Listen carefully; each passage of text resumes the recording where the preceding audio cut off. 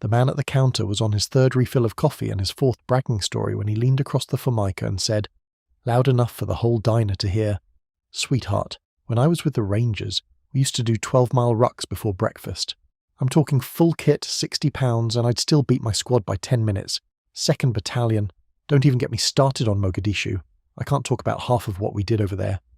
The waitress, a tired woman in her 40s named Denise, smiled the polite, exhausted smile that waitresses develop after about 6 months on the job and said, "That's something, hun."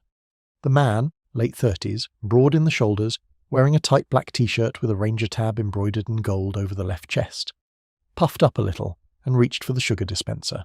And in the back booth by the window, a thin old man with a wooden cane leaning against the vinyl seat set down his coffee cup very slowly, the way a man sets down a glass when he's just decided that the conversation he's about to have is a conversation he has been quietly avoiding for 40 years.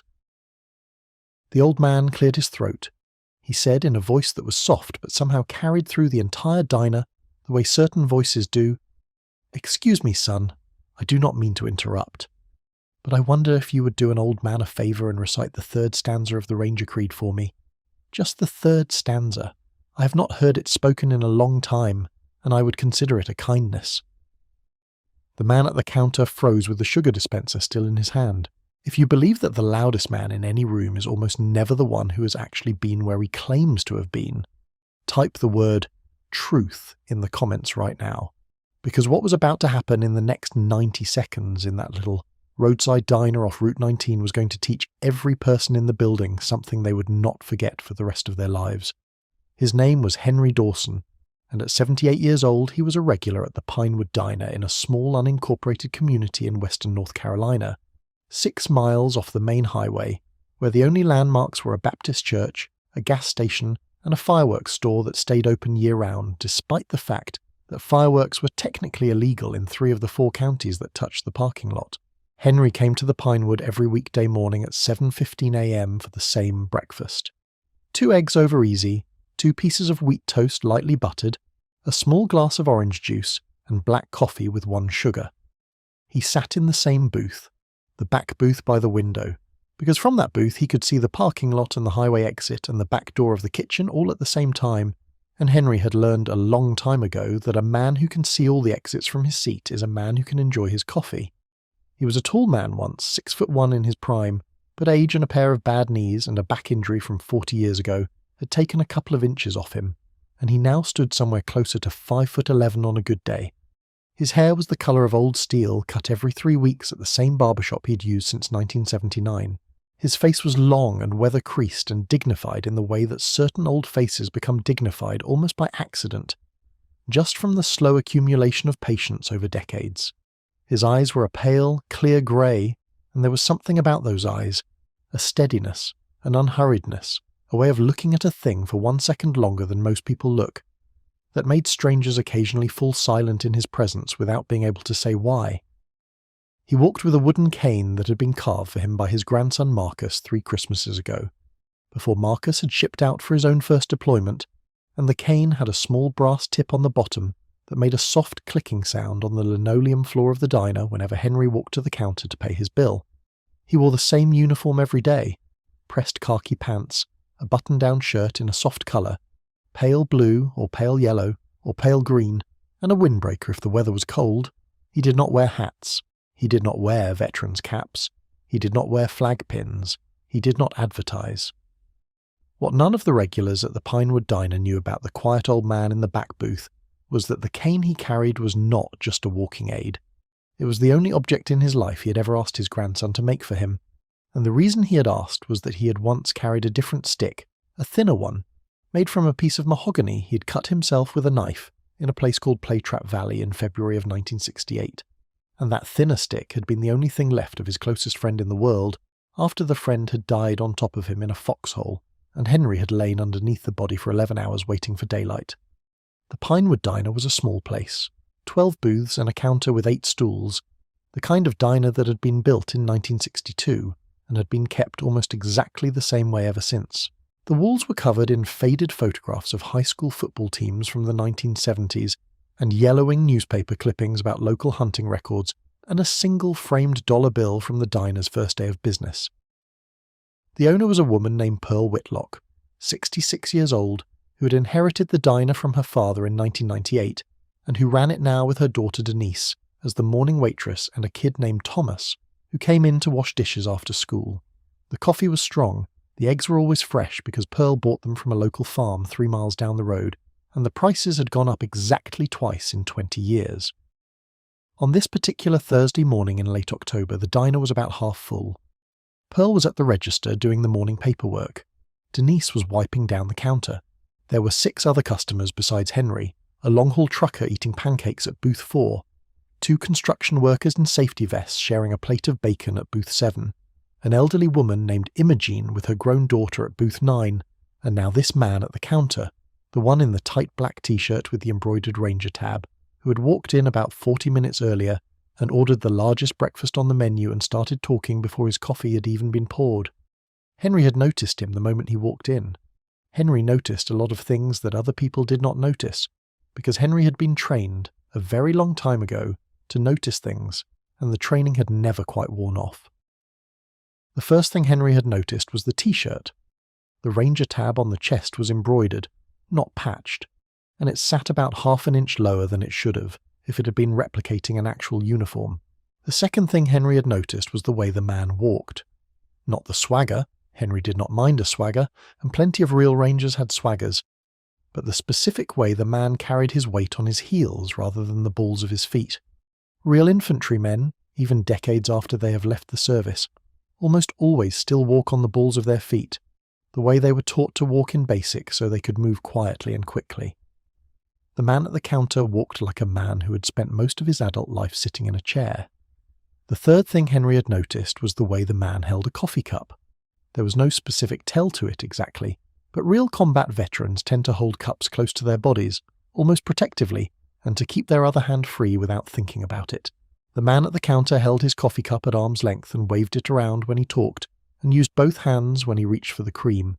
And Henry, sitting in the back booth, had felt the small, familiar tightening in his chest that had nothing to do with anger and everything to do with sadness, because he had seen this exact man, or men exactly like this man, about 100 times over the last 50 years, and it never got any easier to watch.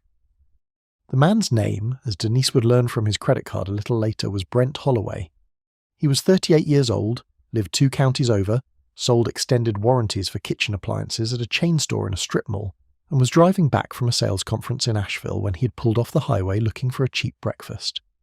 Brent had not actually been in the military. He had thought about joining once, in 2003, right after high school, but he had not passed the physical because of a knee problem that turned out later to be entirely fixable, and the recruiter had been a little brusque with him about it, and Brent had walked out of the recruiting office feeling small and embarrassed and had never gone back.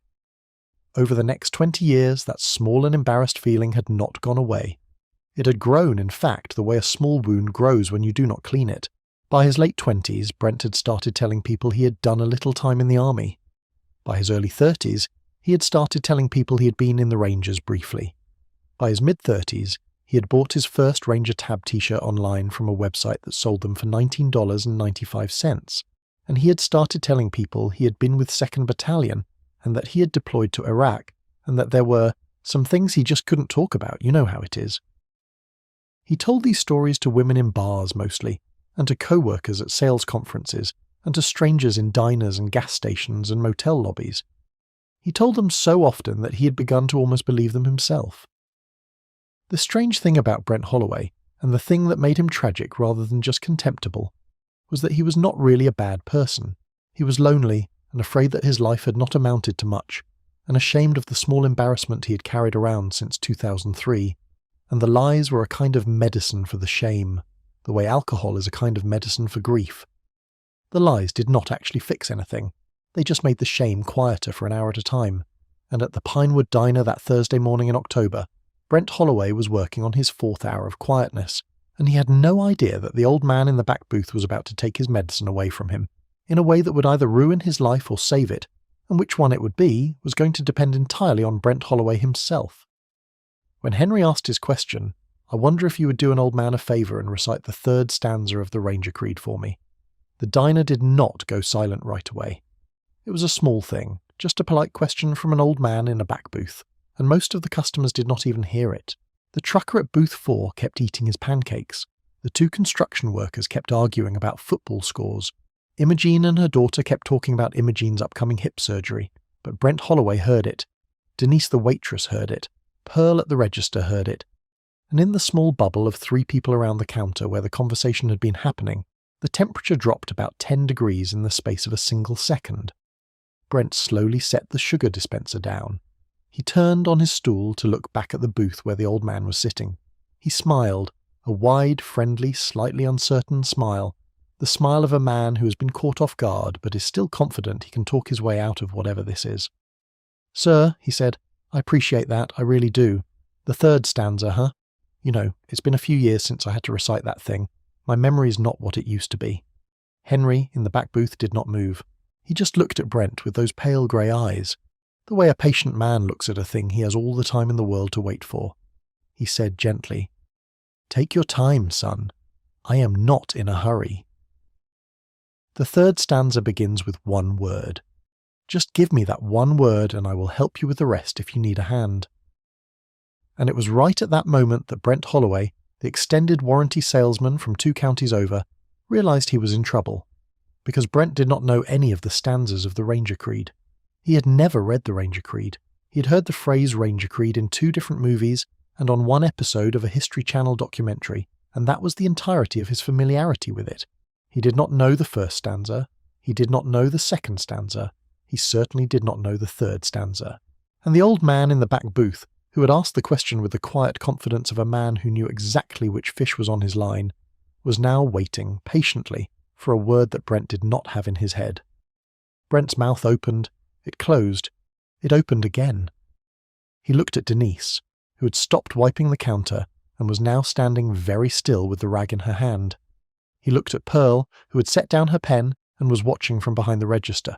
He looked back at the old man in the booth, and then he tried to do the thing that men in his position always try to do, which is to laugh his way out of it. "Sir," he said, "with all due respect, I'm not going to sit in a diner and start reciting army poetry for a stranger. That's not really... Son." Henry's voice was still soft, but it had a different quality now, a quality that made Brent's sentence stop in his throat as if a hand had closed around it. "I am not asking you to recite army poetry.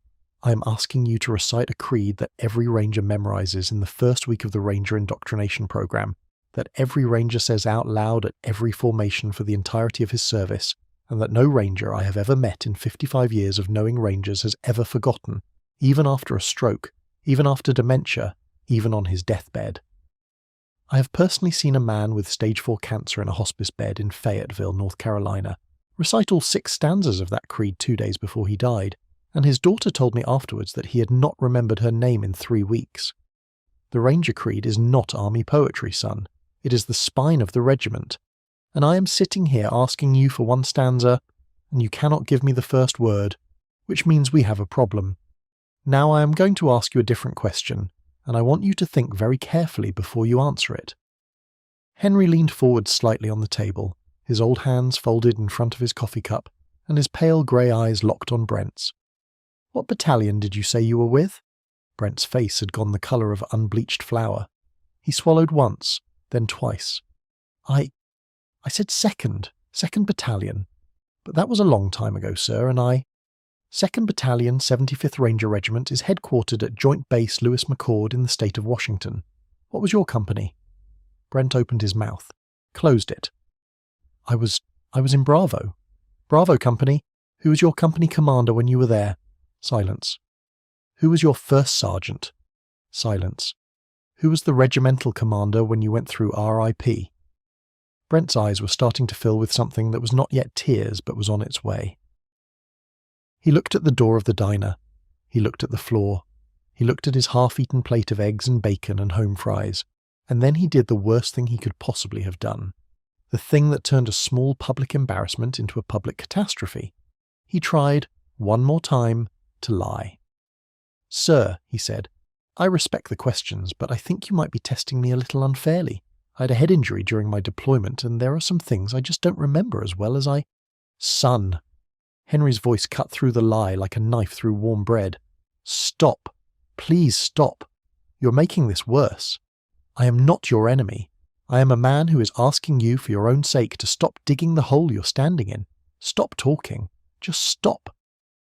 And then we're going to have a real conversation, you and I, and nobody in this diner is going to film it on their phone, and nobody is going to put it on the internet, and nobody is going to humiliate you in front of the world. But you have to stop lying. Right now. Are you willing to do that? The diner was completely silent now. Silent. Everyone had heard the last exchange. Everyone. The trucker at booth 4 had set down his fork. The 2 construction workers had stopped arguing. Imogene and her daughter were turned in their seats. Denise had not moved. Pearl had come around from behind the register and was standing with her arms folded across her apron. And Brent Holloway, who had walked into the Pinewood Diner 40 minutes earlier as a man trying to feel a little bigger than he actually was sitting on a counter stool with his shoulders shaking because the old man in the back booth had stopped accusing him and started offering him something else, a way out, and Brent did not yet know how to take a way out because nobody in his life had ever offered him one before. He nodded very slowly. He whispered, "Yes, sir." Henry nodded back. "Good. Now come here, bring your coffee, sit down across from me. We are going to have a conversation, you and I, and it is going to be the most uncomfortable conversation of your life, but I am going to be on your side the whole time, and I want you to remember that. Bring your coffee, son. Come on." Brent stood up from the counter stool. His knees did not feel quite steady. He picked up his coffee cup with both hands, the way a child picks up a glass of milk, and he walked the 8 steps from the counter to Henry's back booth, and he slid into the booth across from the old man, and he set the coffee cup down on the table, and then he put his face in his hands and his shoulders shook in a way that everybody in the diner could see, but that nobody would later describe to anybody else, because what was happening at that booth was not the kind of thing decent people gossiped about. Henry waited. He did not say anything for almost a full minute.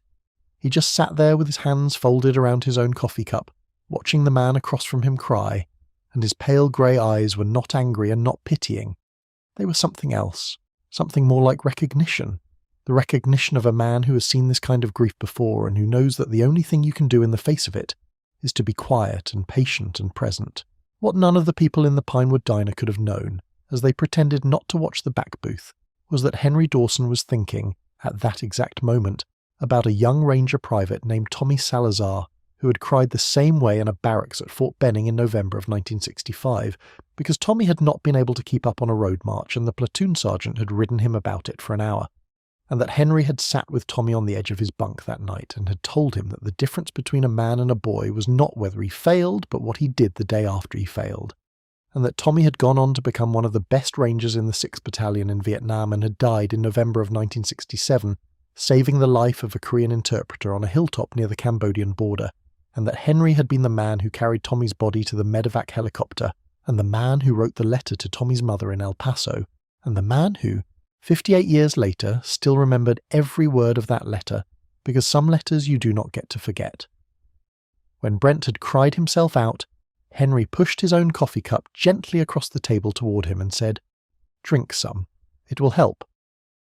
Brent picked up the cup with shaking hands and took a small sip. Henry waited until the cup was back on the table, and then he said, "Now, I'm going to ask you a question, and I want a true answer. Just one true answer. We can build the rest of this conversation on top of that one answer. Were you ever in the United States Army in any capacity, even for one day?" Brent shook his head. He could not look up. "No, sir, I was not." "Did you ever try to enlist?" "Yes, sir, in 2003. The recruiter washed me out for a knee problem. It turned out later the knee problem was not even real. The surgeon said it was just a tendon thing, but by the time I figured that out I was working at a pizza place and I had a girlfriend and I never went back." "And the lying? When did the lying start?" Brent's hands were still shaking. "I don't know exactly. I guess maybe 5-6 years after that. It started small. I'd tell a girl at a bar I'd done some time in the army, and she'd be impressed, and we'd go on a date, and then it grew. It got bigger. I started buying stuff online, shirts, patches, a challenge coin once. I'd wear them places and people would treat me different, and I liked the way it felt. I liked it a lot. And then it got to be where I couldn't stop, because if I stopped it would mean admitting that the person all these people thought I was wasn't real, and I didn't know how to do that without losing every friendship and every relationship I had built." Henry nodded slowly. And nobody ever caught you before? Brent let out a small, broken laugh. A few people ask questions like yours. Once, in a bar in Charlotte, a guy asked me my unit and I gave him a wrong answer, and he just sort of shrugged and walked away. I don't think he wanted a fight. Most people don't want a fight. Most people just want their drink and their conversation, and they don't want to be the one who has to make a scene. So I kept getting away with it. For years. How many years? About 15, sir. 15 years. Henry was quiet for a moment. Then he said, "Son, I'm going to tell you something now, and I want you to listen very carefully, because I am only going to say it once. There is a federal law called the Stolen Valor Act of 2013. It is a real law. It makes it a federal crime to fraudulently claim to have received certain military decorations with the intent to obtain money, property, or other tangible benefits. Wearing a Ranger tab in a diner by itself is probably not going to get you arrested. But if you have ever told that lie at a job interview, or used it to get a discount somewhere, or used it on a dating app to get a woman to sleep with you, or used it to get any kind of veteran's benefit or service or recognition that you were not entitled to, then you have committed a federal crime. Multiple federal crimes, most likely. And the only reason you are not in prison right now is that nobody who heard those lies ever bothered to file a complaint. Do you understand what I'm telling you?" Brent nodded. He was crying again, but quietly now, the way men cry when they are too tired to make any noise. "Yes, sir, I understand." "Good. Now I am also going to tell you something else. I'm not going to file a complaint against you today. I'm not going to call the police. I'm not going to call the FBI. I'm not going to take a video of you for the internet. What I'm going to do is offer you a deal, and the deal is this." Henry leaned forward. "You are going to take that t-shirt off today, and you are going to throw it in the dumpster behind this diner, and you are never going to wear it again. You're going to go through your house, and you're going to gather up every patch, every coin, every fake document, every fake photograph, every piece of fake military memorabilia you have collected over the last 15 years, and you're going to put all of it in a trash bag, and you're going to take it to a dumpster, not your own dumpster, somebody else's, because if it is in your own dumpster, you will be tempted to dig it back out, and you are going to throw it away. You're going to call every person you have ever lied to about this, starting with your mother if she's still alive and your closest friends, and you are going to tell them the truth, not all at once. You can do it over a few weeks if you have to, but you are going to do it. And then, when you are done with all of that, you are going to go to the recruiter's office in your town and you're going to walk in and you're going to say, 'Sir, I am 38 years old and I tried to enlist 20 years ago and I got washed out and I have spent 15 years lying about military service I never had. I'm here today because I want to know if there is any way I can actually serve this country in some capacity, and if there is not, I want to know what I can do as a civilian that would make me feel like I have earned the kind of respect I've spent 15 years pretending to deserve. That is what you're going to do, and in exchange, I'm going to keep what happened in this diner this morning between you and me and the people in this room, and I'm going to ask each of them, as a personal favour, not to put this on the internet. Do we have a deal?" Brent was staring at Henry with an expression that was almost too complicated to describe. There was relief in it, and shame, and disbelief, and a thin, small thread of something that looked, just barely, like hope. He said, "Sir, why are you doing this for me? You don't even know me. I just spent the last 40 minutes lying about your brothers." Henry was quiet for a moment. Then he said, "Son, I am doing this for you because somebody did it for me once. In 1962, when I was 19 years old, I lied on an enlistment form. I lied about a juvenile arrest record I had from when I was 16. I was scared they would not take me if I told the truth, and I wanted in so badly I could taste it, and so I lied. I made it through basic and I made it through airborne school, and I was 3 weeks into ranger training when a sergeant first class named Walter Brennan called me into his office and slid a piece of paper across the desk and said, 'Dawson, this is your real juvenile record. You lied on your enlistment form. You committed a federal offence. I should be sending you to the brass right now, and I should be having you discharged with a black mark on your record that will follow you for the rest of your life.' And I sat there in his office and I cried, the way you are crying right now, and Sergeant Brennan let me cry for about 2 minutes, and then he said, 'Dawson, I'm going to tell you something. I've read your file. I've watched you in training. I think you are going to be a good ranger. I think you have what it takes. I'm going to put this paper in the bottom of my desk drawer, and I'm going to leave it there until the day I retire, and on the day I retire I'm going to take it out and I'm going to burn it, and nobody is ever going to know that you lied on your enlistment form except you and me. But you have to do something for me in return. You have to spend the rest of your life being the man you pretended to be when you signed that form. You have to be that man every single day, and you have to never lie again about anything that matters. And someday, maybe 20 years from now, maybe 40 years from now, maybe 60 years from now, you are going to meet somebody who is in the same kind of trouble you're in right now, and you're going to give them the same chance I'm giving you. That is the price. And I said yes, and I went on to be a ranger for 23 years, and Sergeant Walter Brennan retired in 1981, and he burned the paper, and he died in 1994, and I went to his funeral in Tucson, Arizona, and I sat in the back of the church and I cried again, because Sergeant Brennan was the reason I had a life worth living. And now, Brent, you're sitting across from me in a diner in North Carolina, and you are the somebody. You are the somebody Sergeant Brennan told me about 63 years ago. So this is not about me being kind. This is about a debt I've been carrying for 63 years and finally today getting the chance to pay it. The diner was completely silent. Pearl had her hand over her mouth. Denise was crying without making any sound. The trucker at booth 4 was looking at the table in front of him and his shoulders were shaking. And Brent Holloway, the extended warranty salesman from 2 counties over, was looking across the table at the old man with the cane and the pale grey eyes, and for the first time in 15 years, the medicine of the lies was completely gone, and what was left in its place was not shame and not fear, but something that felt very faintly like the possibility of a different kind of life. "I'll do it," Brent said. His voice was very quiet, but it was steady. "I'll do everything you said. I swear to God, sir, I will do every single thing you said." Henry nodded. "I believe you, but I'm going to give you one more thing, and then I am going to let you go finish your breakfast in peace. I'm going to give you my phone number. It is a landline. I do not own a cell phone. The number rings in the kitchen of my house, and my wife Eleanor will answer it if I am not home. You're going to call me every Sunday evening at 7 o'clock for the next year. You do not have to tell me anything specific. You can just say, 'Mr. Dawson, this is Brent. I am still on the path.' That is all you have to say, but you have to call every Sunday at 7. If you miss a call, I am going to assume you're in trouble, and I am going to drive to your house, and I do not care if it is 100 miles away, and we are going to have another conversation. Do you understand?" Brent was nodding so hard his shoulders were moving. "Yes, sir. Every Sunday at 7. I will not miss a call, I swear." Henry pulled a small paper napkin from the dispenser on the table and a pen from his shirt pocket, and he wrote his phone number on the napkin in careful blocky handwriting. He pushed the napkin across the table. Brent took it with both hands, the way a man takes a thing he has been waiting his whole life for and did not know it. He folded the napkin in half, then in half again, and put it in the front pocket of his jeans. Then he stood up from the booth, slowly, like a man whose legs were not entirely sure whether they were going to hold him. He looked down at Henry.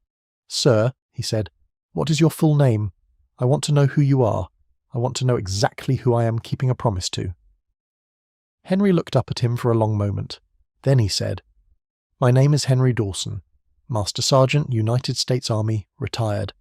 75th Ranger Regiment, Company A, 2nd Battalion, from 1962 until they reorganized us into the modern regiment, and then I served with the 2nd Battalion until I retired in 1985.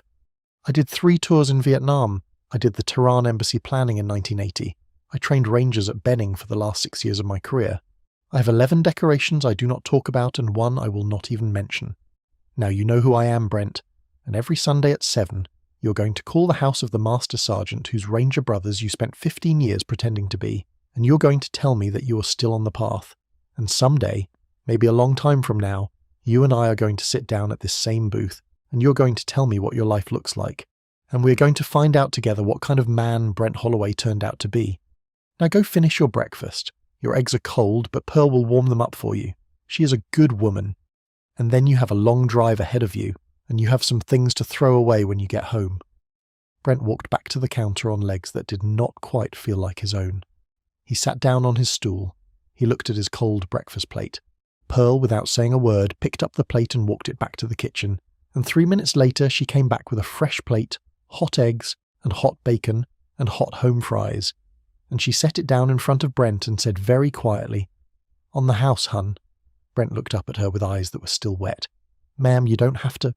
"On the house," Pearl said again, and her voice was firm and final, the voice of a woman who had run a diner for 26 years and who knew exactly when an act of kindness was the only correct response to a situation. "You eat your breakfast, and whatever that man back there asked you to do, you do it. Every word of it. Do you hear me?" Brent nodded. He picked up his fork. He ate the entire plate, slowly, methodically, with the hot tears running down his face the whole time, and nobody in the diner said a word about the tears. The trucker at booth 4 finished his pancakes in silence and left a $20 tip on a $14 check. The 2 construction workers paid their bill and walked out without making eye contact with anyone.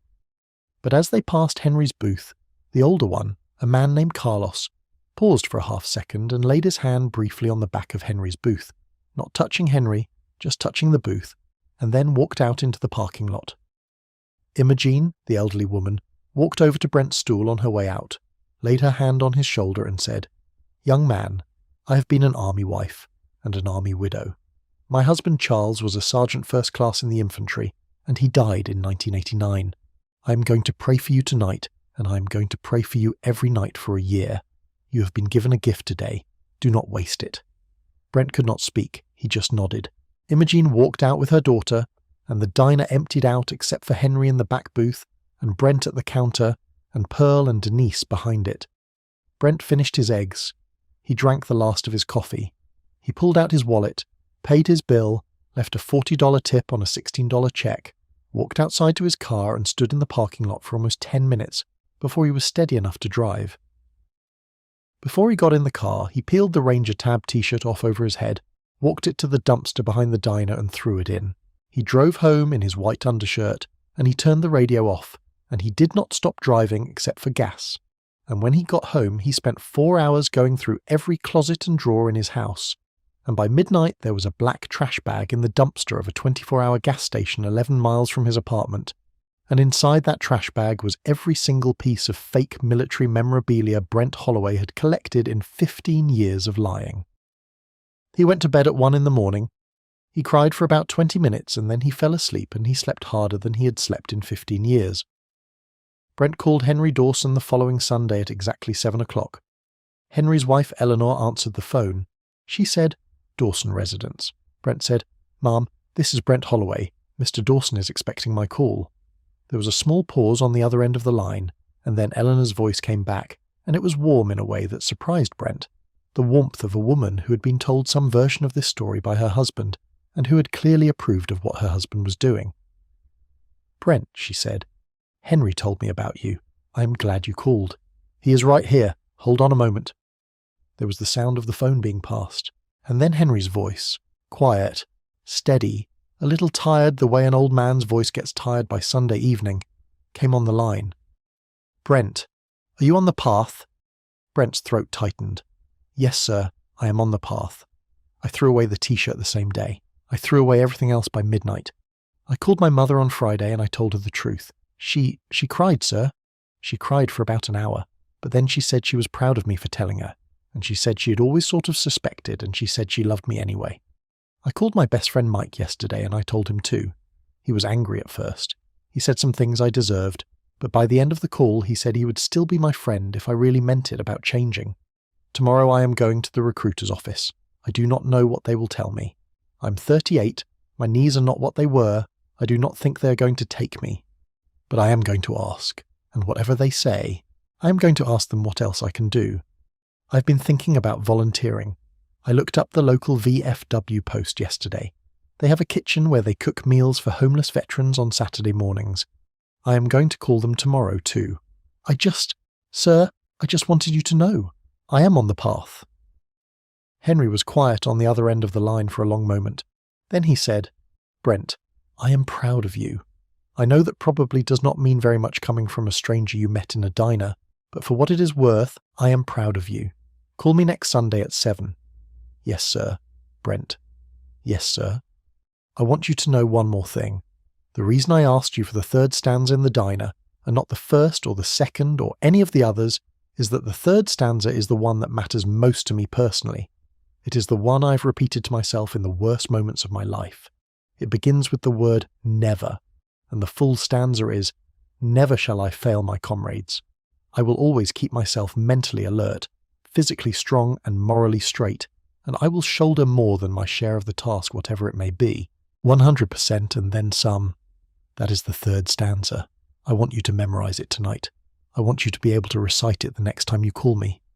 Not because you are pretending to be a ranger, because you are not. You are Brent Holloway, civilian, age 38, recovering from 15 years of a sickness you let yourself catch. But the words of that stanza are good words for any man, ranger or not.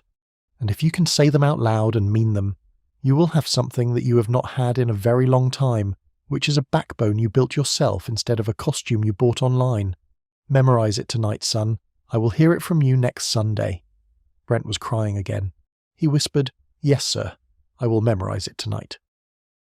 And Henry Dawson, Master Sergeant, United States Army, retired, hung up the phone in his small kitchen in western North Carolina, and his wife Eleanor walked into the kitchen and put her arms around his shoulders from behind and rested her chin on top of his head, and she said, "Henry, Sergeant Brennan would be proud of you." And Henry Dawson, who had been carrying a debt for 63 years, finally felt the weight of it lift from his shoulders. Brent Holloway called Henry Dawson every Sunday at 7 o'clock for the next 52 weeks. He did not miss a single call. The recruiter, as Brent had expected, told him he could not enlist at his age with his medical history, but the recruiter also gave him the contact information for a civilian Department of Defense program that hired people to support military families on bases, and Brent applied, and 3 months later he was offered a position as a benefits coordinator at Fort Bragg, and he moved his life 2 hours away to take the job, and he started over in a town where nobody knew the lies he had told. He volunteered at the VFW kitchen on Saturday mornings. He learned to cook eggs for 200 homeless veterans at a time, and he learned the names of the regulars, and he listened to their stories, the real stories, the unembellished, often boring, often heartbreaking real stories of men who had actually served, and he discovered slowly that listening to real stories was about 1,000 times more rewarding than telling fake ones had ever been. He stopped going to bars. He did not date for almost a year. When he finally did start dating again, the first thing he told the woman across the table from him was, "I want you to know something about me before this goes any further. I used to lie about being in the military. I never served. I'm ashamed of it. I'm working hard not to be that person anymore. And if it is a deal breaker for you, I completely understand." The woman, whose name was Catherine, and who was a 35-year-old elementary school teacher whose father had been a Marine, set down her wineglass and looked at Brent for a long moment, and then she said, "Brent, the fact that you told me that on the first date is the most attractive thing any man has ever said to me. Tell me everything." They were married 18 months later. Henry Dawson came to the wedding. He sat in the front row because Brent had asked him to, and when the minister asked if anyone present had reason to object to the union, Henry sat up very straight in his pew, and Brent looked back over his shoulder and saw the old man's small, almost invisible smile, and Brent understood in that moment that the silence of the man who had once asked him for the third stanza of the Ranger Creed was the loudest blessing he was ever going to receive in his life.